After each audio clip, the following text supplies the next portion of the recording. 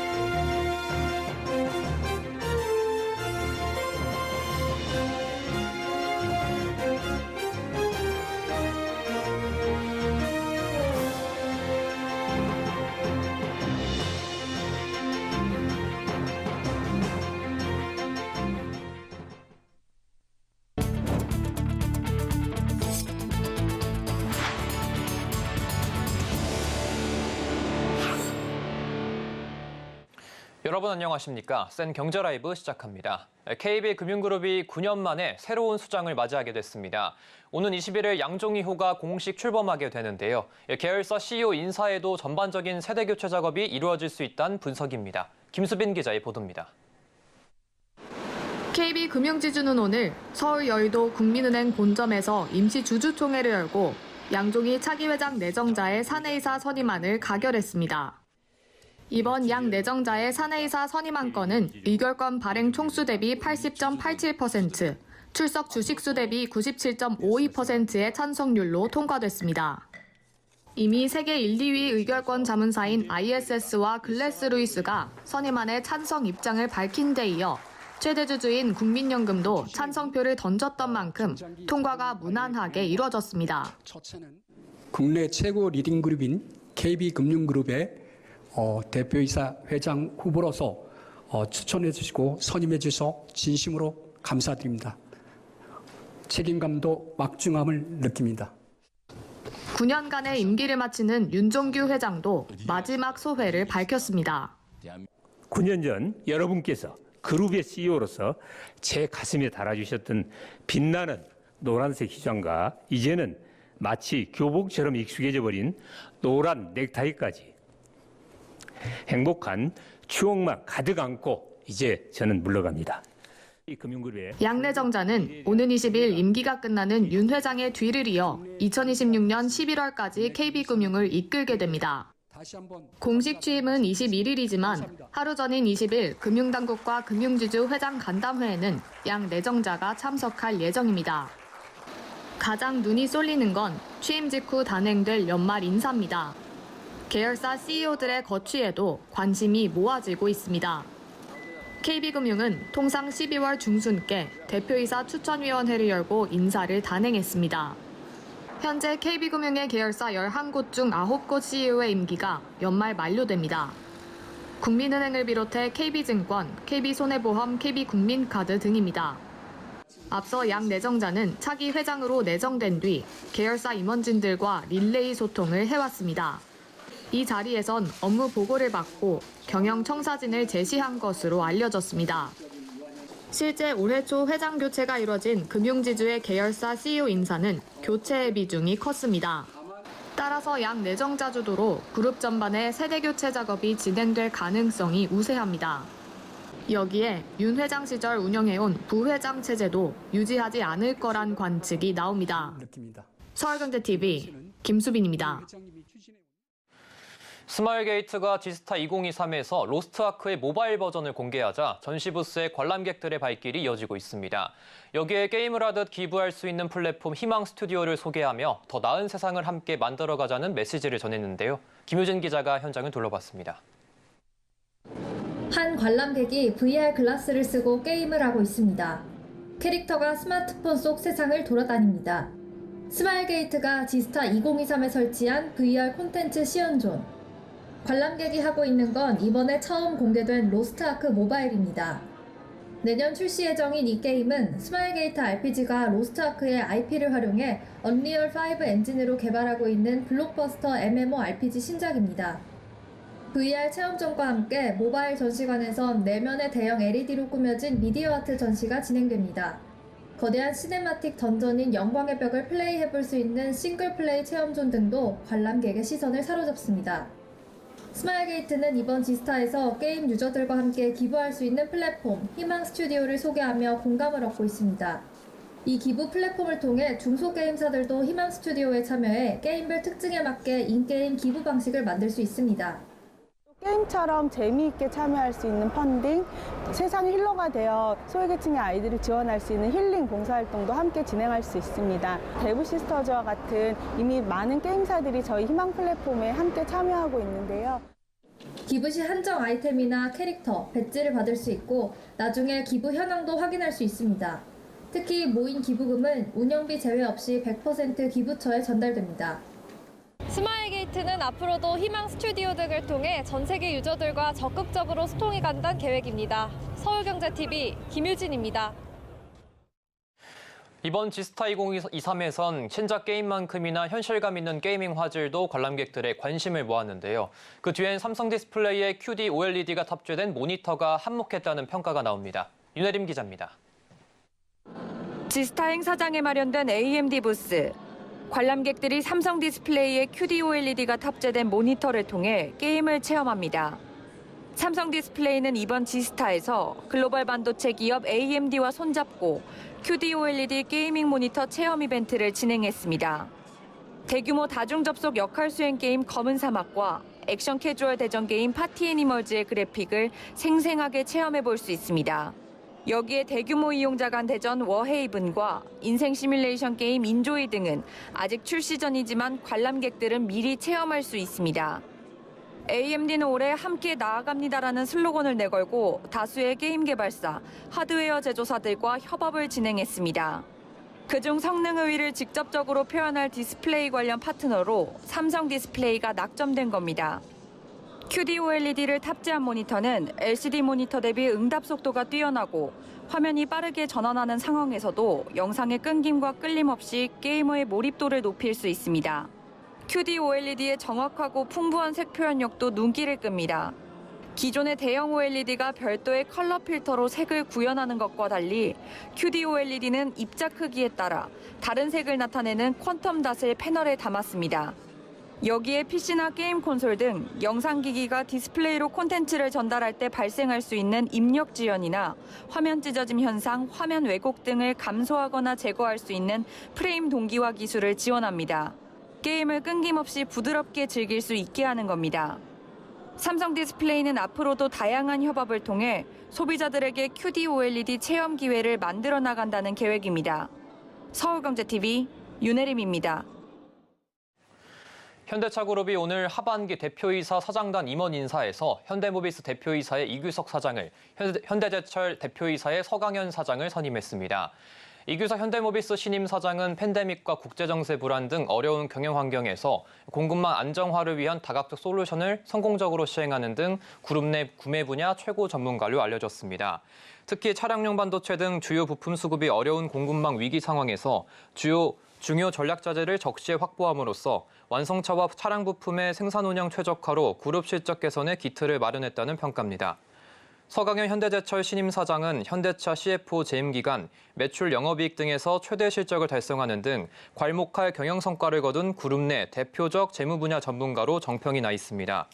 앞서 서강현 사장은 2019년부터 2020년까지 현대제철 CFO를 맡아 재무구조 개선 작업을 성공적으로 수행한 바 있는 만큼 현대제철의 중장기 전략 수립과 함께 향후 신규 수요 발굴 및 제품 개발을 통한 수익성 확보 등 사업 구조 개선에 주력할 것으로 기대를 모으고 있습니다.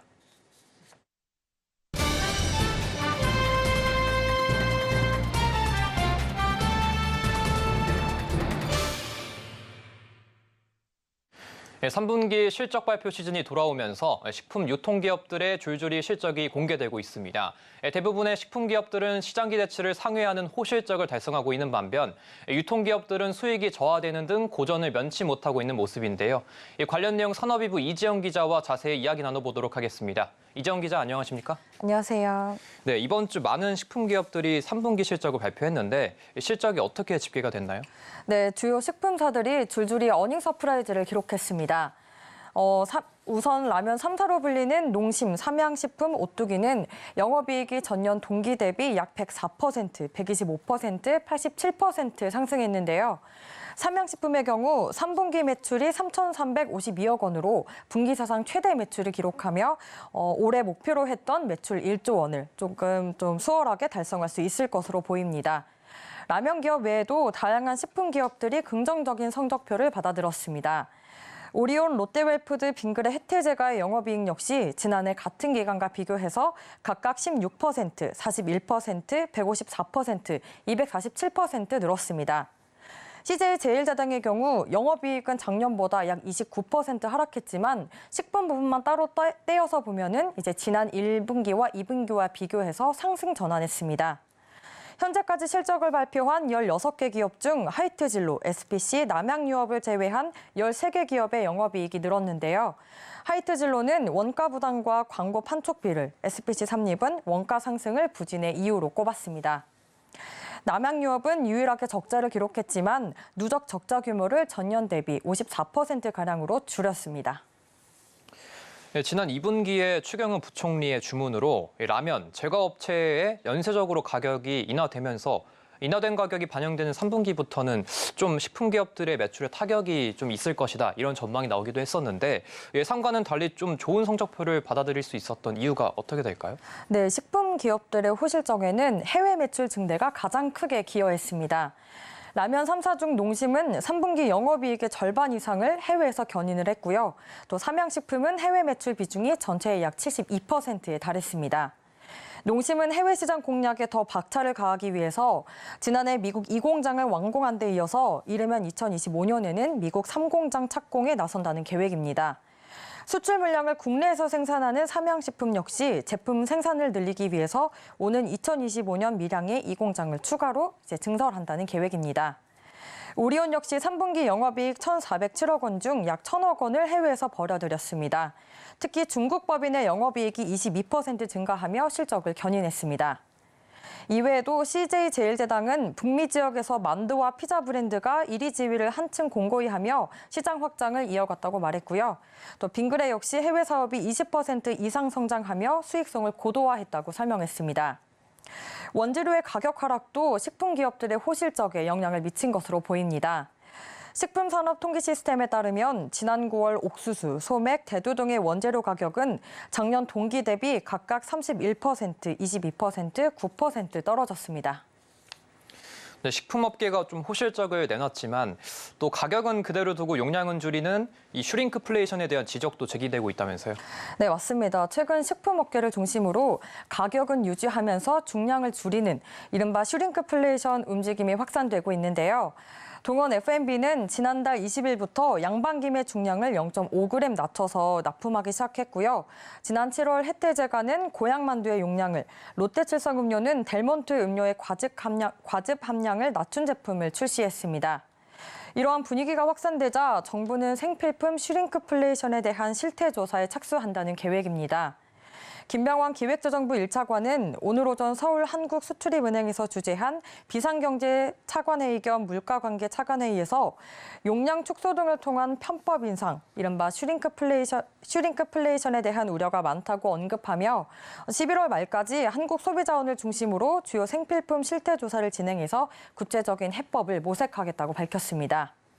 앞서 추경호 부총리 역시 지난 14일 서울 이마트 용산점을 방문해서 슈링크플레이션은 정직한 판매 행위가 아니라고 못 박은 바 있습니다. 반대로 유통업계는 좀 고전을 면치 못하고 있는데 왜 이렇게 상황이 이렇게 된 걸까요? 네, 식품업계가 실적 고공행진을 이어간 것과 달리 유통기업들의 영업이익률은 쪼그라들었습니다. 이마로크로 불리는 유통 3사의 3분기 영업이익률은 2.1%대에 그쳤는데요.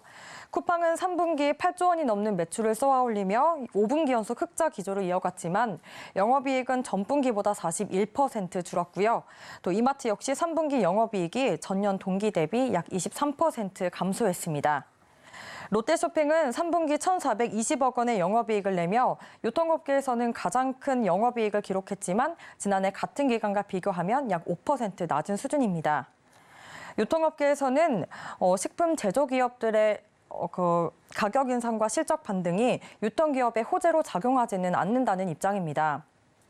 고물가 시기일수록 가격 경쟁이 심화되기 때문에 수익성이 저하가 되고 또 유통 과정에서 발생하는 적자분을 유통기업에서 당연히 가져갈 수밖에 없다는 설명입니다.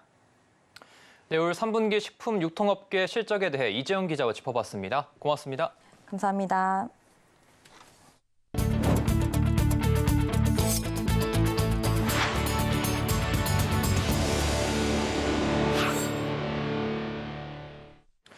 에코프로 머티리얼즈가 오늘 코스피 시장에 입성했습니다. 에코프로 머티리얼즈는 공모가인 36,200원보다 18.78% 높은 43,000원에 장을 시작했습니다. 이후 장 초반 80% 이상 뛰기도 했으나 상승폭을 줄이며 58.01% 오른 57,200원에 마감했습니다. 2017년 설립된 에코프로 머티리얼즈는 2차전지 소재인 전구체를 생산하는 기업입니다. 시가총액은 3조 9,026억 원으로 나타났습니다. 앞서 일반 청약에서 70대 1의 저조한 경쟁률을 보였던 것에 비하면 예상보다 선방했다는 평가입니다. 롯데건설이 오늘 산업안전혁신 스타트업 두아즈와 함께 인공지능 기반 건설 시방서 질의응답과 분석 플랫폼 콘GPT에 대한 특허를 출원했다고 밝혔습니다. 이 플랫폼은 거대 언어 모델 기술을 기반으로 건설 현장의 공사 순서를 적은 문서인 시방서 관련 질문에 실시간 응답합니다. 협력사와 건설 담당자들의 효율적인 의사소통을 돕는 기술인 겁니다. 특히 빅데이터와 기계학습 알고리즘을 활용해 기존 건설 현장의 복잡하고 다양한 설계 기준을 빠르게 확인할 수 있도록 했습니다. 이를 통해 작업 효율성과 안정성을 높이고 건설 현장 품질 관리에도 도움이 될 것으로 기대가 되고 있습니다. 롯데건설 관계자는 최첨단 AI 기술의 적용은 건설업계의 변화를 주도하는 데 중요한 역할을 할 것이라며 혁신적이고 지속 가능한 건설 기술로 품질 관리와 잘못된 시공해 방지를 위해 노력할 것이라고 밝혔습니다. 경상국립대가 지역대학 육성을 위해 5년간 국비 1,000억 원을 지원받는 글로컬 대학 10곳 중 하나로 선정됐습니다.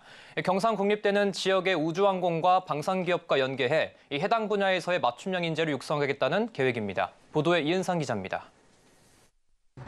혁신 모델을 제시한 지역대학을 지정해 대학 한 곳당 국비 1,000억 원을 5년간 지원하는 글로컬 대학 사업. 경남에서는 경상국립대가 유일하게 이 사업에 선정됐는데 대학 주도로 지역 산업과 연계한 상생 모델을 만들어 나가는 계기가 될 걸로 보입니다.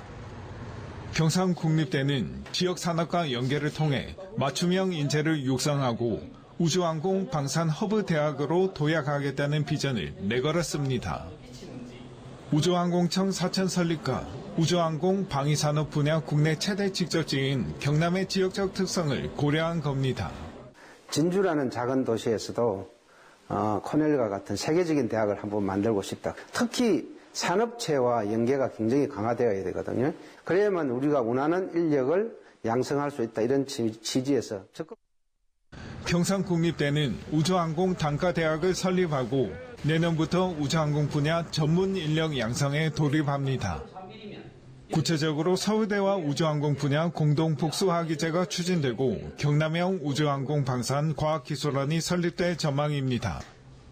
경상남도는 이번 사업이 잘 이행될 수 있도록 적극 지원한다는 계획입니다. 1,450억 원 규모의 예산을 지원하고 관련 조례를 제정해 행정적 지원 등을 하는 게 주 내용입니다. 우주항공 산업에 대한 인재 양성을 하기 위한 어떤 노력을 기울인다고 하면 행재정적인 지원을 저희들 할 생각이라는 말씀을 드립니다. 경상국립대의 글로컬 대학 지정이 지역 대학의 위기를 해결하는 기폭제가 될 수 있을지 관심이 쏠리고 있습니다. 서울경제TV 영남 이은상입니다.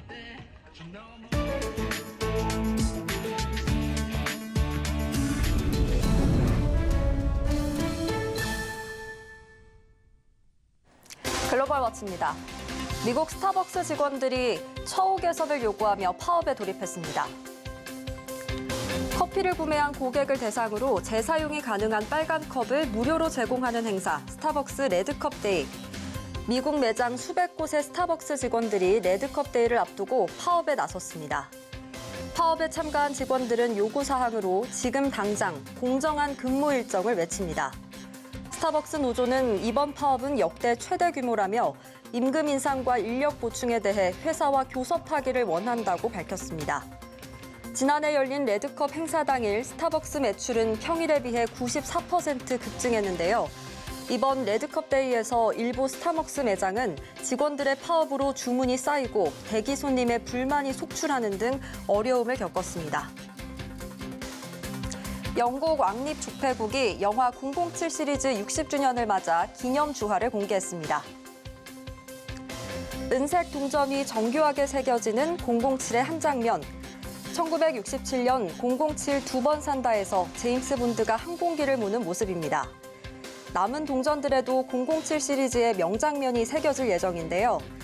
다양한 007 시리즈 명장면이 담긴 주화는 금화와 은화로 제작돼 14.5파운드, 우리 돈으로 약 2만 원부터 판매될 예정입니다. 왕립조폐국 관계자는 해당 주화를 최고의 재료로 만들었다고 자부했는데요. 영화 007 시리즈는 국내에서도 오랜 기간 큰 사랑을 받은 만큼 007 팬들에게는 추억의 동전이 될 수 있겠죠. 3D 프린터로 만들어낸 로봇 손을 카메라에 담았습니다. 스위스 츄리히 연방공대 연구진이 만들어낸 3D 프린팅 손.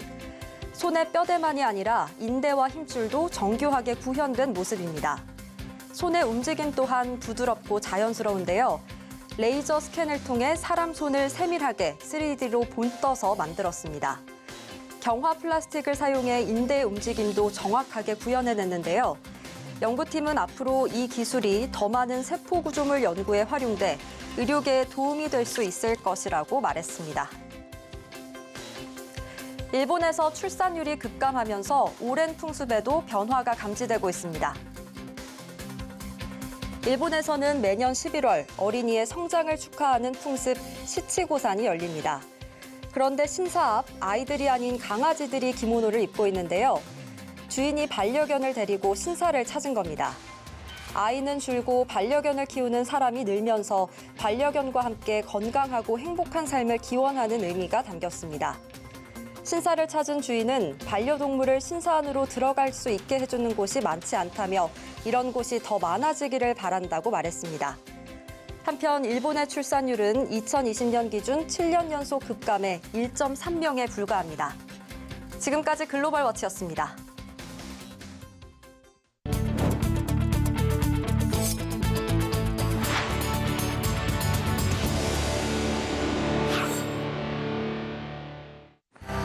정부와 국민의힘이 개식용 금지를 위한 특별법 제정을 추진하기로 했습니다. 특별법이 제정되면 식용 목적의 개사육과 도살, 유통, 판매가 금지됩니다. 단 3년의 유예를 두고 2027년부터 단속에 들어갈 계획입니다.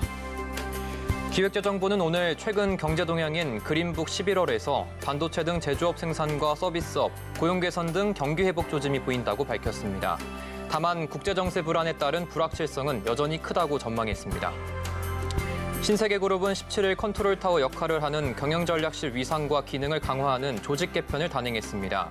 경영전략실은 그룹의 미래 성장을 이끌 조직으로 격상하고 이를 위해 신임 경영전략실장에 이명록 신세계프라퍼티 대표를 선임했습니다. 현정은 현대그룹 회장이 현대엘리베이터 등기이사와 이사회 의장직에서 사임하기로 했습니다. 현 회장은 오늘 임시이사회에서 사회 전반의 기업 지배구조 선진화에 대한 인식 요구가 높아지고 있다며 사의를 밝혔습니다. 현대엘리베이터는 다음 달 29일 임시주총을 열어 새로운 이사진과 의장을 선임한다는 계획입니다.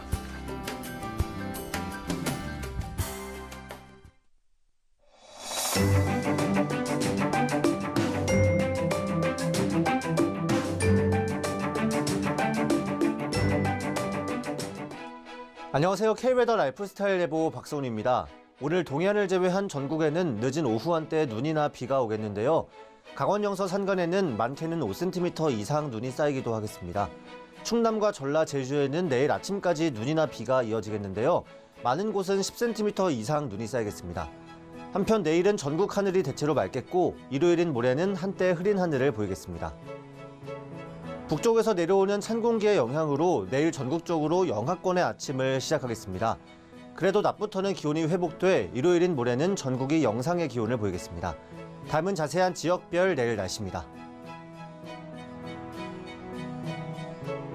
중부지방의 내일 하늘은 대체로 맑겠습니다. 다만 대전과 세종은 내일 새벽까지 눈이 내리겠습니다. 아침에 서울 영하 4도, 춘천 영하 5도 보이겠고 낮 기온은 7도 내외를 보이겠습니다. 동해안 지방은 구름만 조금 있겠습니다. 다만 울릉도, 독도에는 아침까지 눈이 내린 후 개겠습니다. 속초 영하 1도로 아침을 시작해 낮에는 속초 9도가 되겠습니다. 남부지방 전주와 광주, 제주에는 아침까지 눈이나 비가 오겠고 그 밖에는 맑겠습니다. 부산 2도, 제주 8도로 아침을 시작해 낮에는 광주 10도가 예상됩니다. 서해와 남해에는 눈이나 비가 내린 후 개겠습니다. 한편 물결은 전해상에서 최대 5m로 매우 거세게 일겠습니다. 해상 안전사고에 유의하시기 바랍니다.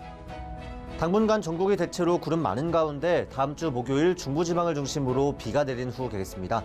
날씨였습니다. 이상으로 센 경제라이브 마칩니다. 함께해 주신 여러분 고맙습니다.